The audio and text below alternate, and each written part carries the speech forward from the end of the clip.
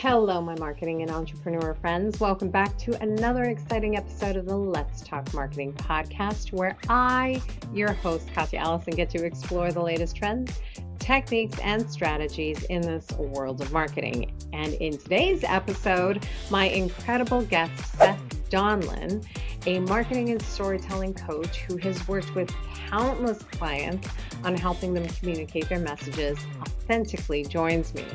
He is an expert in guiding businesses to leverage the power of storytelling to connect deeply with their audiences with a specific passion of sharing those stories via a podcast. You know, I'm excited about that. So, of course, in this episode, we go into podcast as a marketing strategy, from sharing his insights on how to use podcast guesting to build your brand authority to how to pitch yourself as a potential guest. But we don't stop there. Seth shares many tips on the value of podcasts for personal brand and business. If you've been thinking, should I be on or start a podcast? This is the episode for you. So grab your favorite beverage, sit back, and let's dive into it. Let's talk marketing. Seth, welcome to the Let's Talk Marketing podcast. I'm really excited to have you on here today because we get to dive into podcasting. So welcome to the podcast. Thanks, Katya. Thank you very much for having me on. Absolutely. So let's have the audience get to know you a little bit. I'd love to know what you currently do. I am a small business marketing and storytelling coach, and I help people be able to, get on a podcast or at really any stage in general. But these days, increasingly, my clients are looking to be on podcasts. And so that's something that I'm really focusing on with my coaching. So helping them come to a podcast and really be the best kind of guest that they can possibly be to help get their message across, help provide value to the audience, et cetera, et cetera. I love that. What is it that you love about what you do? But be prepared. With the good comes the bad. So I want to know what you don't like about it. So let's start with the good. What do you love about what you do? Well, I love storytelling. I've been, we all have been doing storytelling since we were little kids, Yeah. right? Making up stories, getting our bedtime stories. And I love working with my clients, helping them to realize, even though they may be really nervous about being in front of a bunch of people, even though they may look at themselves as not particularly creative person, not a really engaging storyteller, helping them to realize that they have some really wonderful stories that they can tell them authentically and easily. And when that happens, it's a wonderful transformation. I really like seeing that in my clients. I would imagine that that would be a very exciting thing to see. It's almost to me like this equivalent of like, I want you to see you the way that I see you, kind of that you're giving back. Are there some tips for that you kind of give people to get them to this kind of part or the stage where you're like, you are a storyteller. Let me show you. All you have to do is XYZ. Like, is there a question that you ask them, or how do you get people to see that they are storytellers? Well, one is you have to get people thinking beyond the idea of like a Hollywood movie story, or it's Good like point. Harry Potter and people are lining up at midnight to get the next book because it's this amazing story, right? And so many of the stories that are really effective business storytelling and that really help you connect with your audience and give them that nugget of wisdom that they need to take this next step, whether that step is to believe in themselves, whether that step is to invest in themselves by like hiring you as a coach or hiring you to design their website or buying your new wonderful face care product, whatever it is that you're trying to work with your clients customers. um it's usually not the story of you winning the Olympics or something Yeah. that is going to help you along with that. And when people begin to realize that, it gets a lot easier. Now, there's some work in finding those little everyday stories. That takes some practice to get to the point where you're recognizing them in your daily life and being able to to say, ah, that's a good one. Let me see if I can use that. Let me work on that. But that's the first step in realizing that everybody has these everyday stories. It's not all about, the one big story. Oh my God, I can't believe you did that. No, that doesn't have to be the story. It can be, hey, I was waiting to pick up my kid Mhm. and I realized or I saw a couple talking on the sidewalk and it made me think, or, these are the type of stories that everybody has in their daily lives and therefore are very relatable to the average audience member. I couldn't agree with you more. I was scrolling, which shouldn't be a surprise to any of my listeners, but I was scrolling and I came across a TikTok influencer who is really big on just kind of communications and storytelling. And one of the pieces of advice that he gave, which like is literally now this marble that just rolls around in my head at all times, is if you want to be a storyteller, collect your stories in the day. Oh yeah. Collect your stories and retell them and continue to retell them and continue to retell them because it gets better the more practice you have in doing that because you get to know like the questions that people are asking you and refining your story. So I loved that advice, and I love that you've already made that connection of like it doesn't have to be Hollywood, right? Like when it's that ginormous in our head, it's like arrested development. We don't want to move forward. No, I mean, I have my clients literally keep a journal. I mean, they can do it on paper, they can do it in some electronic fashion. That's not what's important, but literally keep a journal where they write down the seeds of stories that have happened to them during the Mm-hmm. day. And so that means when you go out to grab at work and you come back and you say to your coworker, "You're not going to believe what I just saw, what I just heard, whatever." Boom, that's a story. You write that down in your. You don't have to write the whole thing out like 5 pages later you're still writing your story. You're You're just literally writing like typing bullet away. points, title of the story or something, and a couple of key things to make you remember what was going on, why you thought it was an interesting story. When you get home Yeah. and you say to your child or your spouse or your roommate or whatever, "Oh my goodness, listen to this funny thing that I just heard," or whatever. That's a story, and you write that down, right? Mm, You have that yeah. moment where you're driving home from whatever your errand you were running and you're thinking to yourself, oh my goodness, I can't believe that XYZ. That's a story, and you write it down, right? And so the reality is you're going to get a journal full of these things, and probably 80-90% of them are not going to be of any use to you in your business. Yeah. Fine, because the 10% are there at hand, easily accessible, and you're not scrambling when it's time. When you need a story, you're not saying, oh my goodness, I have no stories, I don't know what I'm talking about, right? They're right Yeah. there at your fingertips. And then, like you said, you can start polishing them, you can play with them, you can practice them, and so on. I love that. So, awakening the storyteller in us is one of the things that you love about what you do. But like I said, with the good comes the bad. So, I'm curious if I had my magic wand and I could pluck anything out of your everyday work, what would that be? Yeah, I hate to say it. It embarrasses me to say it, but really wish that I didn't have to do sales. Um, and that, and I say that, I mean, like, you can employ storytelling in sales, right? I should be good at this, and I'd like to say I am pretty good at it, but I don't really love it. And I say this despite the belief that selling is serving. And I really believe, one of Yeah. my coaches taught me this, Colin Boyd, that, in order to, selling is serving, because the first step in serving your clients is actually getting them to invest in themselves, buy your service, buy your product, whatever. Until they've actually purchased it, you can't be helping them. I mean, Yeah. maybe if you want to run a nonprofit and give it away, but then how often, how many people can you really serve that way? You've got to put food on your table. So then you're going to Yeah. have another full-time job and you're only helping people part-time.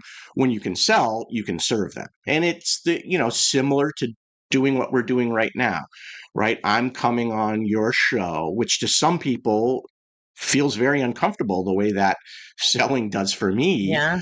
Uh, but at the same time, if you're not getting out in front of people and letting them know about the amazing thing that you have to offer, whether it's something you do, something you sell, if you're not letting them know about that, then they can't buy it, right? You can't sell it, and then you Yeah. can't serve. So it's these little uncomfortable things that we do in our business that, you know, are hugely important, even though we may not love them. For me, it's sales. For other people, it's, public speaking, getting in front of the camera. Isn't that the truth? And I don't think that you should be embarrassed. I mean, feel the way you want to feel, but I don't think you should be embarrassed. I also don't like selling in any business.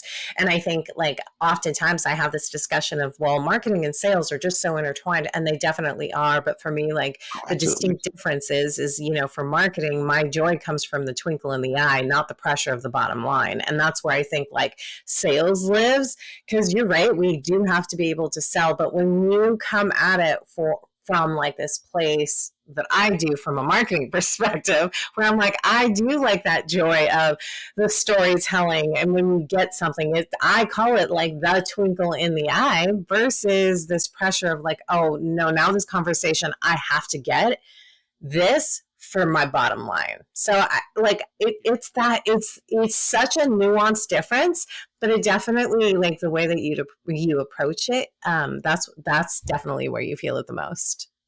Yeah, and I think I get too caught up, e- even though I even though I know I shouldn't. I get too caught up in the numbers, right? Yeah, In the market when I'm marketing, I mean, I have metrics that I want to hit in my marketing, obviously, to be yeah, successful. As long as they, on average, are trending in the right direction, when I'm looking at it weekly, monthly, whatever, then I'm feeling good. With sales, at least the way I do it in my business, it tends to be, I'm not selling every day. I'm having a launch where I'm yeah, hoping to hit a certain target, or I'm speaking one on one with somebody and I'm hoping to close that one sale. And so it allows me to fall into that like really micro focused rather than macro focused. And then if I've won, if I close the sale, if I've hit my target numbers, then I'm really excited. And if I'm a little bit off, then I'm down on myself, and I don't. And it's going to be a while until I get the next opportunity to kind yeah, of redeem myself, and that's why I think it feels uncomfortable to me, because I get too caught up in my you know what I mean, like yes. It's the miss the mark, pressure. or yeah. You're just a high achiever, Seth, and there's nothing wrong with that. Now, in your line of work, I would imagine that you have to really stay up to date with the trends. And I think, like in anybody's line of work, when it comes to like a marketing perspective, you have to stay up to date with the trends. So I'm curious, how are you staying up to date with the trends? Are you obsessed with all podcasts so that you can like soak it all in and learn from it? Or are there I newsletters? do. Are there people you watch, books you read? How are you staying up to Yeah, date? you watch those Hollywood movies with, like, the evil villain and has a wall full of like 100 different TV screens. That's me with podcasts. I'm just like taking them all in all at once. Um, What are they I doing well? What do, are they not? I do listen to a lot of podcasts, but I mean, I probably don't listen to as many as some people, and there's almost an infinite amount of them out there right now, right? Yeah. Um, but I do listen to targeted. I mean, I listen to podcasts. I read. I talk to other industry experts, other coaches, um, and just, what's the latest technology? What are the trends we're seeing in terms of, um, I'd say right now, like, trend that we're seeing in a lot of podcasts are people are going back to a less polished podcast, right? People started out, it was real rough, and then there was a sign of professionalism to have a really polished upfront package and lengthy intros and flashy, sound and music and stuff like that. And then as the market began to get more saturated and there was more competition, people started to realize, wait a minute, those long kind of fancier intros, are keeping me from getting to the meat of what I want to talk about. And podcast lists lose about a third of their listenership in the first 5 minutes of the show Yeah. of an episode, right? So the quicker you can get to where you're actually talking about the thing that people have come to listen to, the better you are. So I'm seeing now, and I'm hearing people talk about a lot more, doing away with a lot of the fancier upfront stuff and kind of just getting quickly right into the main discussion. And um yeah, I mean, it for some people it works, for other people it doesn't. But I think Yeah. in general that's a positive trend that I'm seeing, and so you just keep my ear to the ground. Exactly. You kind of have to be everywhere, right? And pick up your tidbits here and there for sure. Well, I'm ready to dive into like what we came here to talk about, like Sure. the meat and potatoes of it all, which is really podcasting. And it's going from, podcasting is a guest to a brand. And I kind of want to start to kick things off when we're having this conversation about kind of some common misconceptions about podcasting as a marketing strategy, whether you're a host or a guest. I don't know if it's different misconceptions, but I'd love to hear your thoughts on just common misconceptions of leveraging podcasts as a marketing strategy. Well, I think one misconception that a lot of people have is that it's going to be um that it's going to be podcasting is a long game, right? And it's like a snowball rolling down a hill. It takes on speed and it takes on mass, and it really starts. It's an engine that you start up, and it starts producing for you long, further down, Yep. the time stream. Unlike maybe if you get yourself booked as a keynote speaker or something and you get up in front of people and you're able to, whether you're allowed to actually pitch at the end or whether you're doing a soft sell where you're just kind of seeding the conversation with the idea that you serve a certain group of people in a certain way so that those people in the audience can kind of self-select and catch you out in in the hallway afterwards and say, oh, I want to find out more. Let's talk. You're probably going to see results from that pretty quickly, right? You're going to be able to walk away with that with some warm leads right away.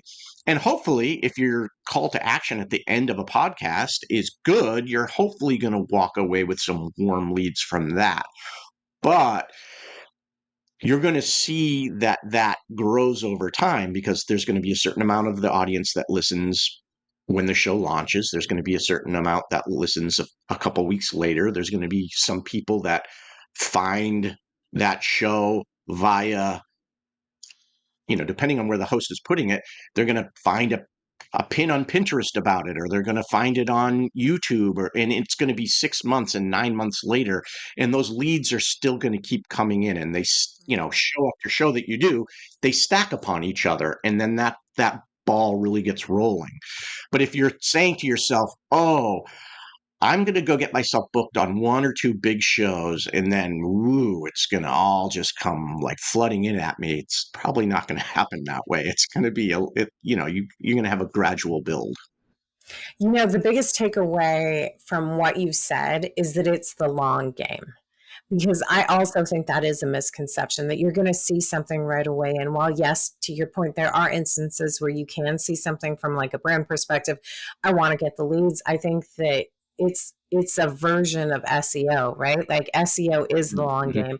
It's more about consistency and the quality of the content that you're putting out. Because you're absolutely right. Like you can introduce your podcast to someone based on a guest that or a particular topic, and then that's where it's introduced. It's never like from the beginning. And I think that there's always this continuous cycle of promotion with podcasts that is just so lovely. I start that process myself where I'm like, okay, before I'm ramping up for season 3, I'm going to start posting about season 2 all over again, and getting like the guests to also post on that as well too, because it is continuous. You want to continue to have a ton of downloads.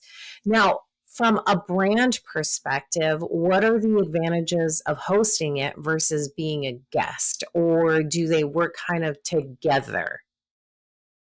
It's a good question. I mean, I am launching a podcast just next month myself. I've been years without because my focus is for myself has always been on guesting. Now, Yeah, it's one of the things that I work with my clients on. I'm a big advocate of it, obviously, and that's not to say that hosting isn't great as well. Like I said, I'm starting one, but from a guesting standpoint, it there's something really nice that happens when you're a guest on someone's podcast. They've yeah, done all the work to build an audience. Beyond that, they've done all the work to make themselves to have that know, like, and trust factor for themselves, right? They have um, you know, authority within their own audience. Now, when you show up as a guest on their show, like I'm showing up on yours today, you instantly have authority with that audience immediately upon meeting them, because why would their trusted host have brought you on the show if you weren't somebody to be trusted and you didn't have yeah, authority in the field that you're speaking in? So you immediately get that brand authority without having to do all of that laborious work yeah, of putting together a podcast. Now, again, being the host has its own set of pluses and minuses.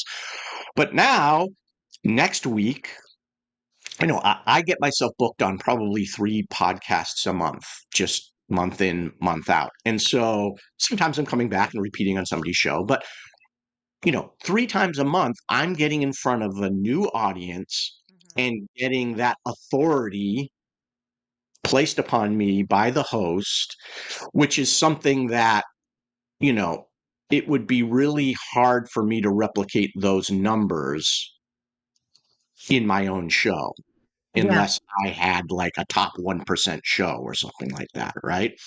And so there's some real benefits to that. Of course, the downside is that there's a lot of hustling and getting yourself booked on yeah, shows. You are at the mercy of the host. We're having a great conversation. You're asking great questions. You can get in a show where it doesn't go so well, right? And you're kind of yes, struggling to get your message out, that and it feels like you're at loggerheads sometimes with the host. So, there's downsides to guesting too, and lots of pluses to being the host and getting to set the agenda and week in, week out, getting those reps with your audience and yeah, building that trust and that authority over time.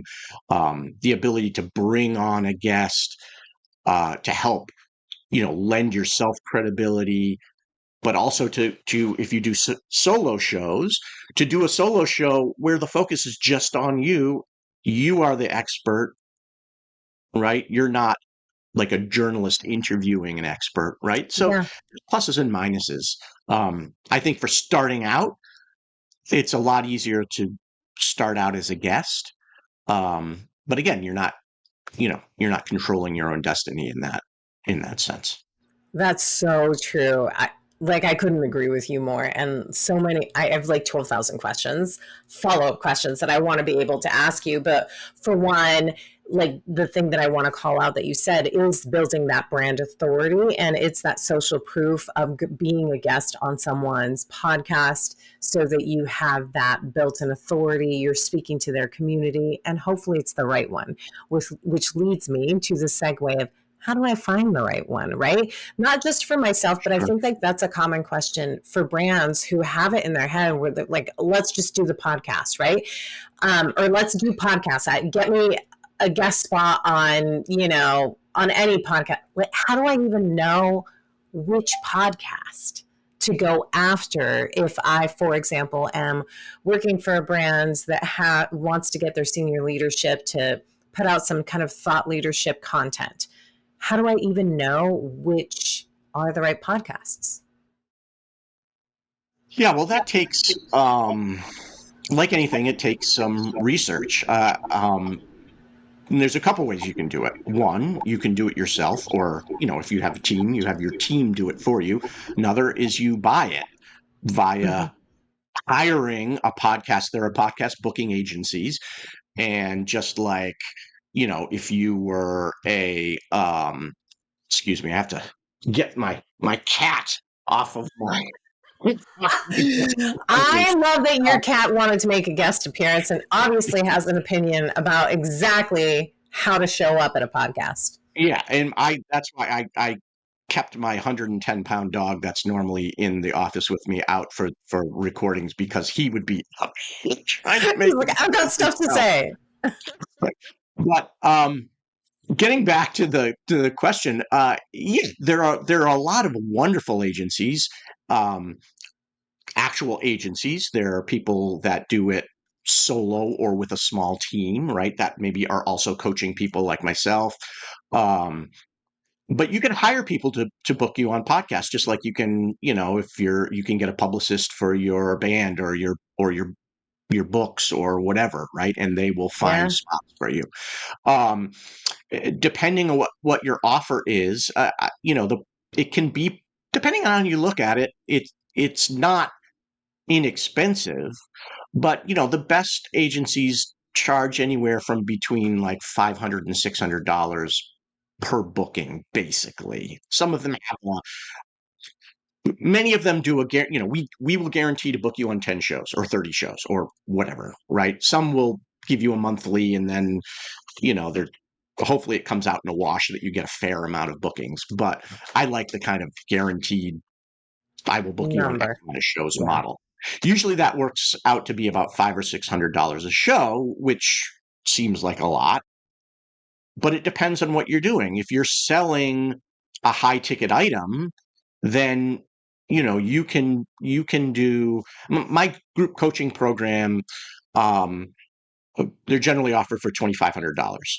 So if I'm spending $500 to get myself booked on a show, and I can sell one group coaching member every 5 shows, I Yeah. break even. Now, hopefully I'm going to have more than one per 5 shows, right? So for me, the math makes sense.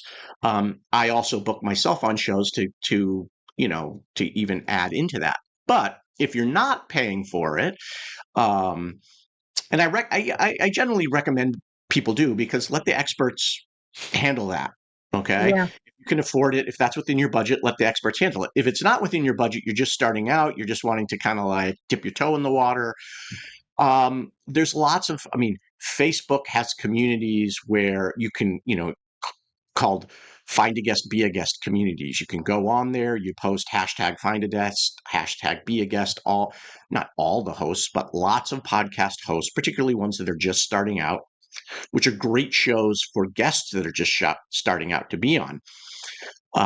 I recommend all my clients, if they haven't already been doing a number, some of my clients come to me because they've done some shows and they realize this is working for me. I like it.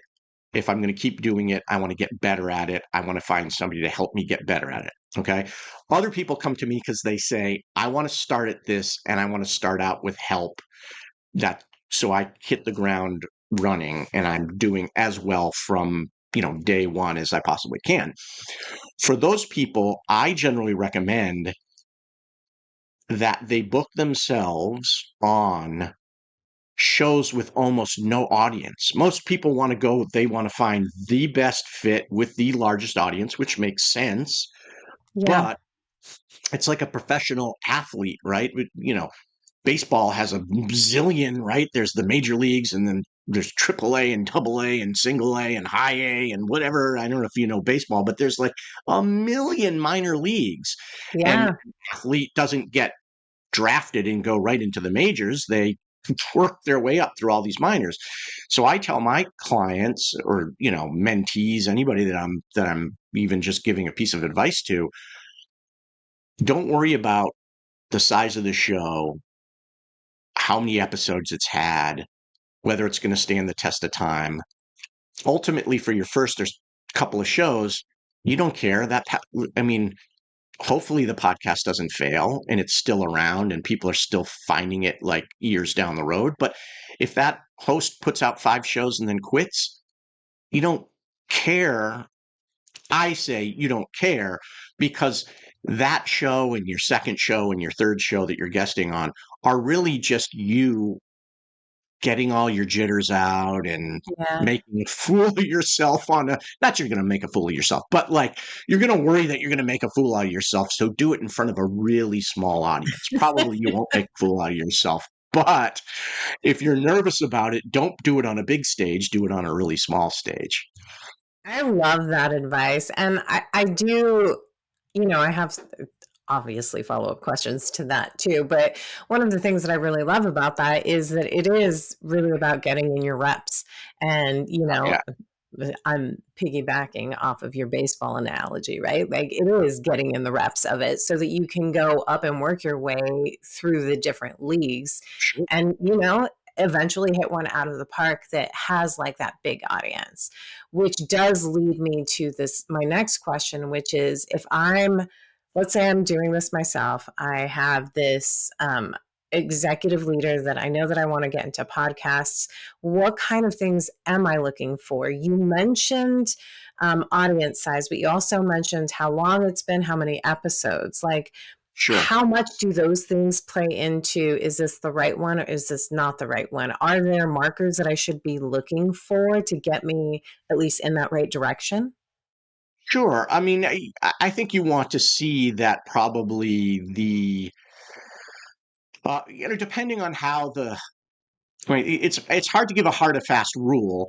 First of all, podcasting is not like, um, you know, newspapers or radio or television where there are long-standing organizations that audit them and say, yes, the circulation of this paper is X. Yeah. And that television show got so many viewers, right? Podcasts don't do that. There's no way externally that I can see what are the numbers for your show.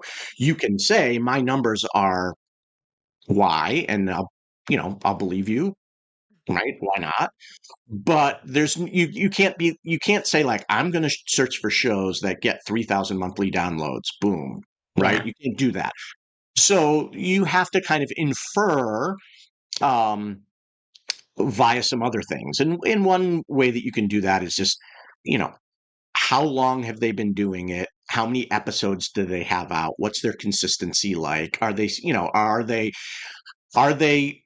not everybody puts up a show weekly. Then it doesn't have to be that doesn't have to be the metric, right? Some people are putting up bi-weekly or they're putting up monthly or whatever. But if that's what they're saying they're doing, how are they doing? Are they pretty much putting up a show every week? Maybe they miss one every once in a while. Okay, good. That's a good Yeah. sign.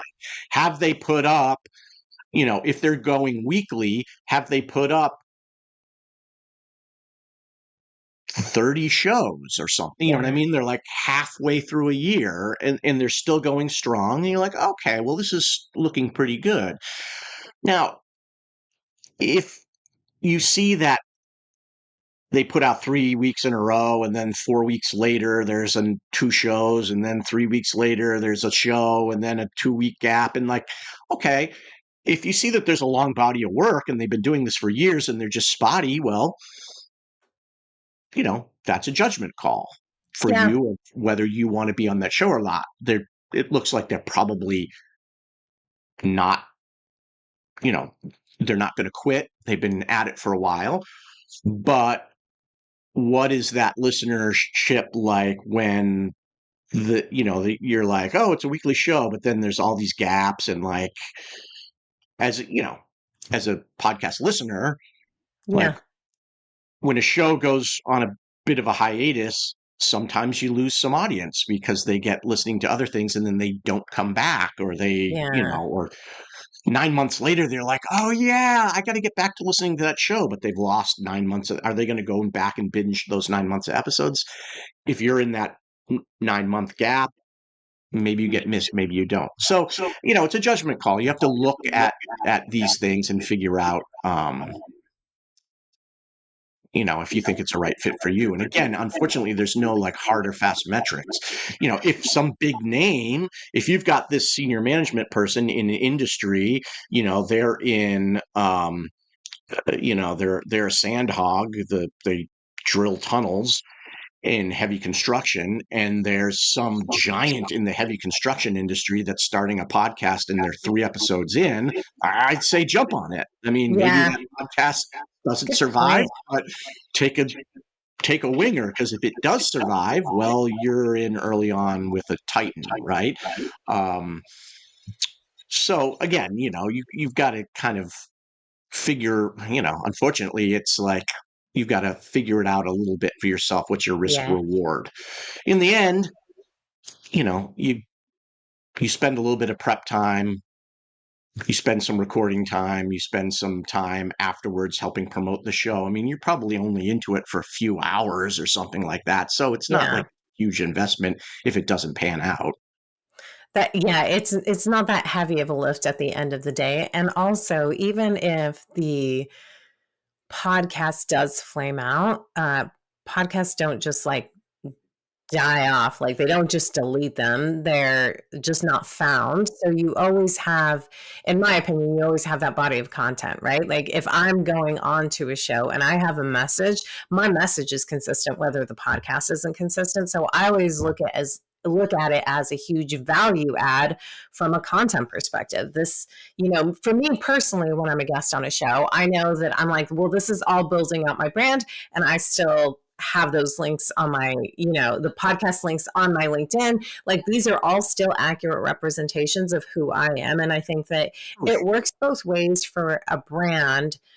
It works both ways for a brand. You still have your thought leadership out, which then leads me to the how am I going to pitch myself?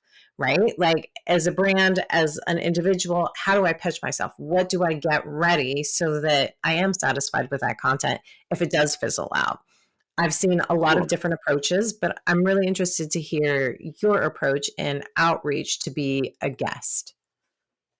Well, yeah, I mean, that's a great question. I'm going to answer that question. I just want to wrap back to what we were saying before, in that Yeah. there is a lot of, right, there's a lot of benefit that comes from doing a podcast that isn't somebody listening to the podcast. That's something that Mm-hmm. people have to realize. I mean, you know, Yeah.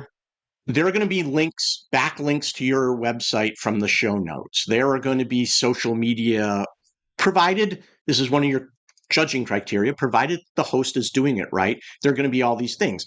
The host is going to package up a little video content that you can put on Reels, that you can put on, YouTube Shorts, what have you. Some hosts will give you the final file, not necessarily the raw file. Some might give you the raw file, but you can take and make little clips. Oh, that exchange we had was gold. The host Yeah. didn't package it up. I'll package it up and I'll put that on my website, because it really is a perfect way of, in 30 seconds, encapsulating what I do, what I'm all about, or whatever. So there's all kinds of like material that you can repurpose into social media, repurpose onto your website. There's the SEO backlinks. There's all kinds of things that you're Yeah. going to have after the fact, like you're saying. And that's something not to forget about when you're considering what shows you're going to be on, or whether you want to invest in podcast guesting in the first place. Don't Yeah. forget all of the other benefits that come along with it. Now, to answer your question about how do you pitch yourself and how do you prepare, Yeah. it's not it doesn't have to be that difficult of a process.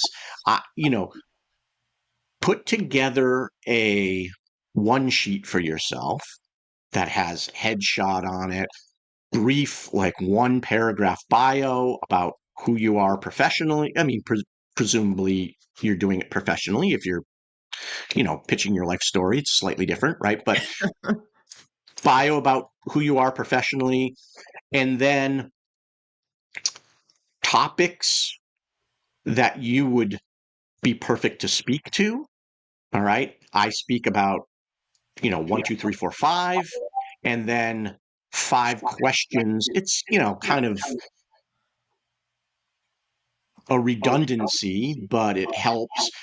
Then not just here's the things that I speak about, but here's specific questions that I would answer, which are going to relate to those 5 things likely, right? But just Yeah. some podcast hosts are going to see the question and be like, oh yeah, okay, I get it now, more easily than from your 5 topics, right?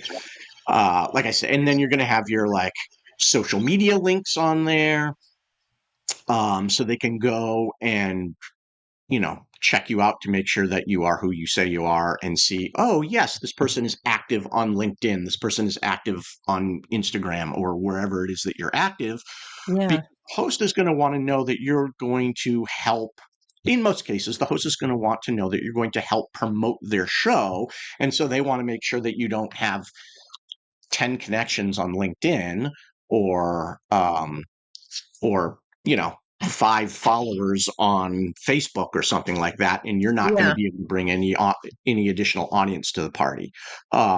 So once you have uh, a pitch sheet like that, a 1-page pitch sheet, I mean, you're pretty ready to go. That's mostly what hosts will want.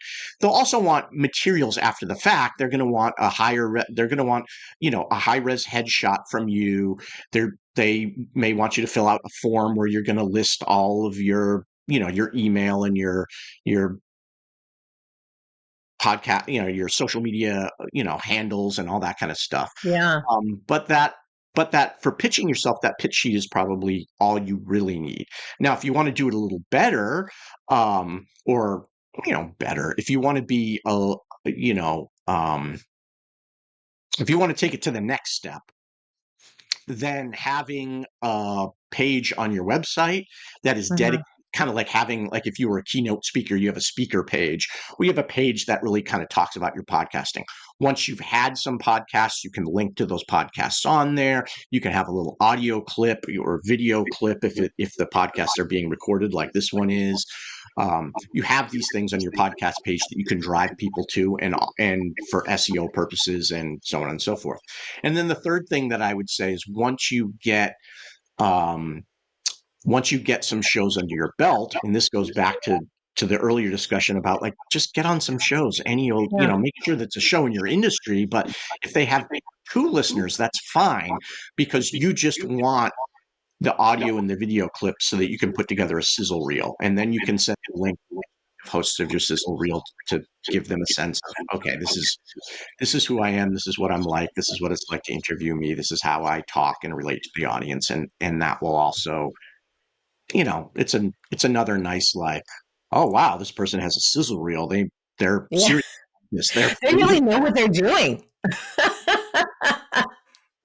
I think that those are 2 really easy ways for people to just kind of gather all the things that they need in order to be able to pitch themselves. A 1 sheet, or a pitch sheet, as you called it, and then even having that exact same thing on your website if you do have a website, right? A URL is always so much easier to link than or to send out versus like attaching a PDF sometimes. So I think that's fantastic advice. I have one more question before I get to my final question. Because I'm really curious as your thoughts on this, because one of the things that you talked about, including in that kind of pitch sheet, is a list of topics and kind of questions that you're going over. Is there, or should I be worried as a brand about talking about the same thing on like a podcast every month? Am I shooting myself in the foot if I'm always talking no, about kind of the same thing, or does that even matter? no, that's not a that that's not a thing. I mean, obviously, it's a thing that people do talk about the same thing over and over again, but you absolutely should. I mean, the Yeah. if you are pitching yourself as an expert in excuse me, if you're pitching yourself as an expert in a certain space, then that repetition, if somebody happens to bump into you Yeah. twice within the same month, well, great, you're getting yourself saturated. That's a good thing. But they're going to hear you talk about the same things you talked about, and it's going to reinforce the fact that that is what you Okay. are all about, and that's what you're an expert in. Now, if they bump into you 6 months later, they're not going to remember what you talked about the first time. So it's not really going to matter. We're not as That's like, important as we think we are, right? exactly. So, and the likelihood of the 6 months later or the 9 months later happening is far greater, even though that's probably not as great as you think it is. It's far Yeah. greater than somebody hears you like a week or two later. But again, even if they hear you a week or two later, that's just reinforcing what you're all about. And the reality is that you have a message that you're trying to get out to a audience if you're doing it right. You don't have 6 messages that you're trying to target to 10 different audiences. Yeah. So keep it simple, talk about the same things to the same audiences, you know, same types of audiences, right? Different shows, different audiences, but you're speaking to mompreneurs or you're speaking Yeah. to, right? Consumer packaged good buyers or whatever your audience is, Yeah. that you're speaking about. Speak about the thing that you're an expert on and that they need to hear about, and don't worry about whether you've said it before. Good. That's what I was hoping you would say. Yeah, I I always mean, like it when other people say it too. I I'll just say from my experience, I have heard coaches be on one person's show. Mm-hmm. I mentioned earlier. I mentioned I have a coach named Colin Boyd. He has a podcast. Listen to his podcast. There's a coach on Colin Boyd's podcast. Then a couple months later, I'm listening to Amy Porterfield's podcast. The same coach is on Amy Porterfield's podcast, of course, talking about the same thing because it's what she does, right? Yeah. And I'm like, oh man, that's right. I loved what they were talking about on Colin's show. I should Mm-hmm. probably reach out to her and take the next step, right? So that repetition is good. Hearing the same thing over and over again is actually good for your audience. Is actually going to probably actually feel good about that, not Yeah. feel icky because you're saying the same thing. I love that. And I love that example that you gave as well, too. I think it really helps put a bow on that final statement. Now, I do have a final question because I could be talking to you for hours about podcasting in general. But my final question to you is if you knew then what you know now, what is the marketing or non marketing advice that you give to yourself? Hmm, that's a good question.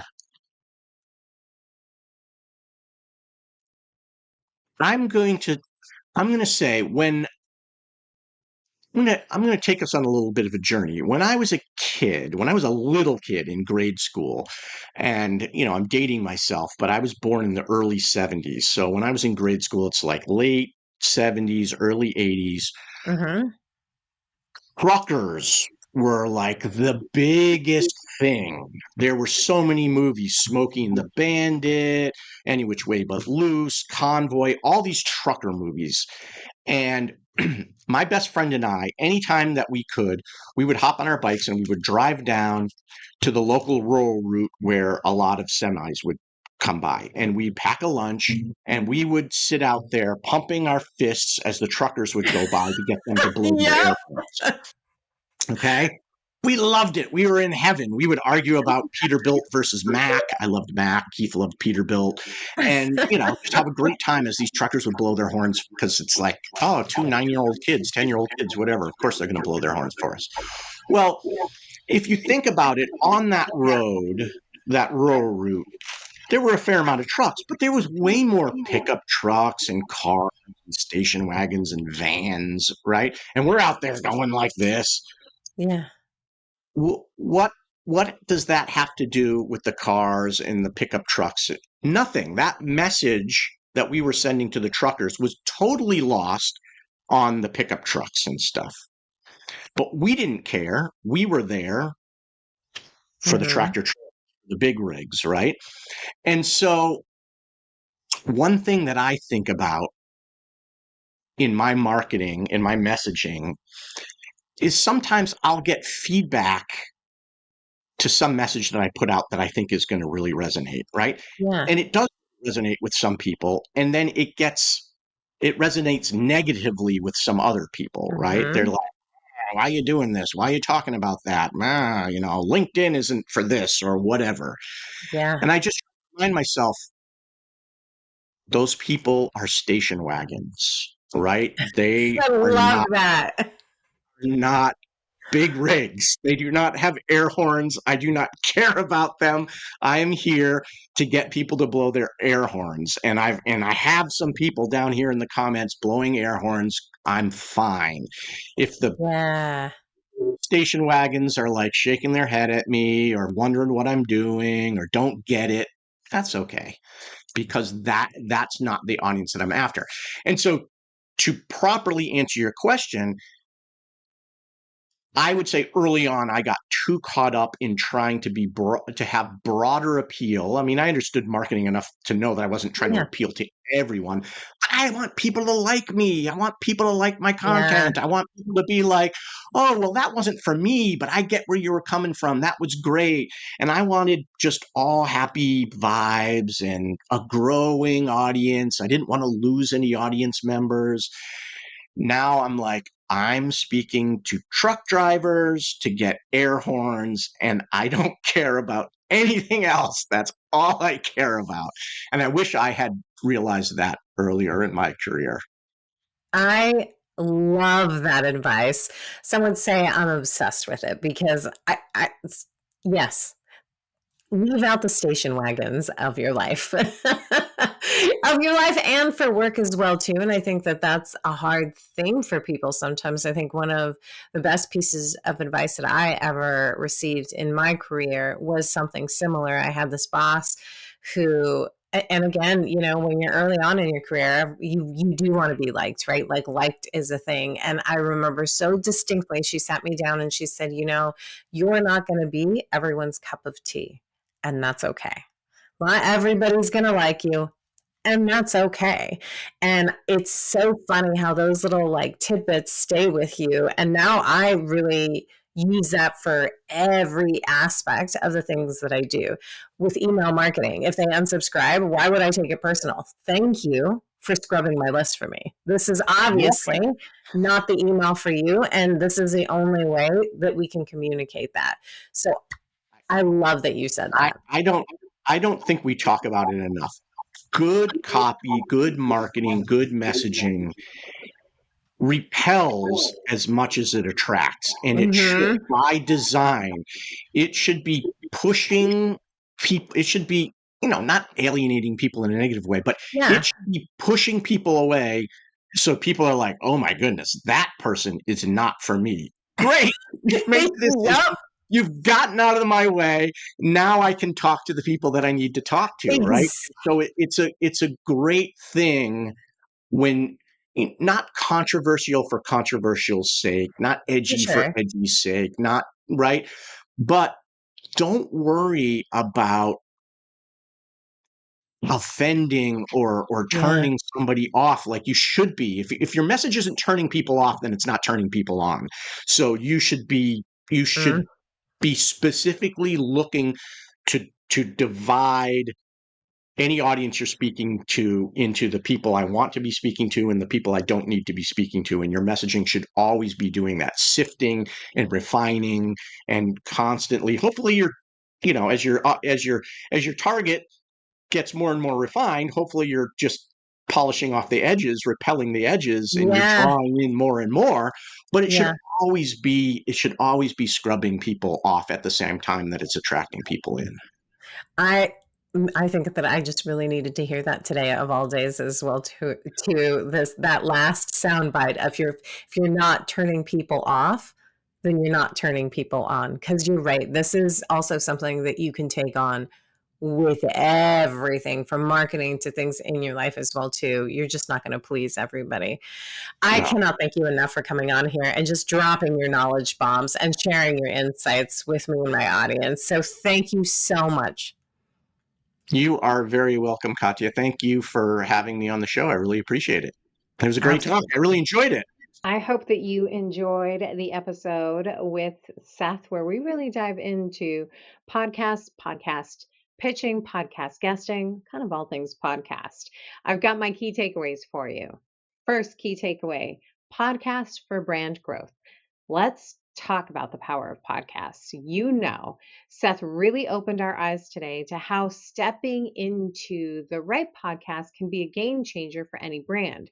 It's not just about getting your voice out there, it's about reaching new audiences, establishing your authority, and ultimately enhancing your brand's visibility. Now, imagine sharing your story, your insights in a place where listeners are already tuned in and eager to hear what you have to offer. It's like being handed a microphone at a party full of potential customers. Just remember to choose wisely and prepare well. Make every podcast appearance count, because after you record, the recording lives on for just about ever, my friends. It's an opportunity to create evergreen content. Key takeaway number 2, mastering the art of pitching. No, I am not talking about baseball. I am talking about podcast pitching.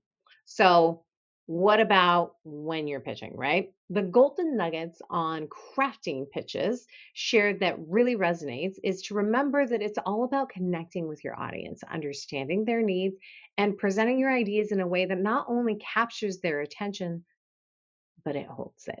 So position yourself to share that you do. Tailor your message, make it compelling, and above all, make it memorable. How do you even get started, right? Create a one sheet. How can you answer the top questions the audience you're wishing to connect with will want to hear the answers to? If it's thought leadership, what's your hot take on an existing topic of conversation that will be unique to the podcast host, your pitching, and their audience? Then list out some questions that they can ask you that support that overarching topic, and then send it off. Now, pitching is a bit of a numbers game, so don't get discouraged if you get a no or no responses. Take the time to find the right podcast you want to pitch to. Now, Seth went over some great key things to look for in doing that part too. If you can't remember, listen back to the episode. My final and third key takeaway is everyday stories are your marketing tool. So the power of storytelling. Don't be afraid to tell a story, and don't think you don't have a story to tell either. Seth shared how everyday stories can be such powerful tools in marketing as well too. And I believe that I had also touched on this during the podcast as well. Keep a notes tab, write it on a piece of paper, just kind of the things that pass by. They aren't just about tales to tell. They're tools to connect and build relationships. When you share those little moments, those everyday stories, you're not just selling a product, you're inviting your audience into a narrative. You're making your brand relatable and genuine. For example, you know how I like examples. Let's take an owner of a bakery that's driving to work and they pass a bus stop with kids and parents waiting on a bus on a chilly morning. This is how I tell the story. Every morning, I drive past the same bus stop on my way to open up my bakery.